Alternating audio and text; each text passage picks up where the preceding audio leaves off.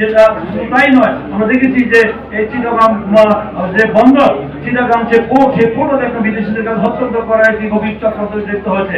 এই যে বিষয়গুলি একটি মৌলিক বিষয়, যে নির্বাচিত সরকার ছাড়া তাদেরকে কেউ ম্যান্ডেট কে দিয়েছে, তারা অনির্বাচিত সরকার এই ধরনের বিষয় নিতে পারে না, শুধু রুটিন ওয়ার্ক করতে পারে, যেটা বলেছেন আমাদের এখানে বলে চুনু ভাই বলেছেন, রুটিন ওয়ার্কের বাইরে কিছু করার কথা না। তারপরে তারা তাদেরকে কে ম্যান্ডেট দিয়েছে, কে রায় দিয়েছে, এই ধরনের সেন্সিটিভ যে জাতীয় নিরাপত্তা স্বাধীনতা সার্বত্ব বিঘ্নিত হতে পারে সেই সব বিষয় নিয়ে আজকে কথা হচ্ছে। এইগুলোর পিছনে গভীর চক্রান্ত ষড়যন্ত্রের একটি অংশ জনগণ আজকে বুঝতে পেরেছে, এবং তারা আসল কাজ রেখে নির্বাচন, যেটা জনগণ 16 বছর ভোট দিতে পারে নাই।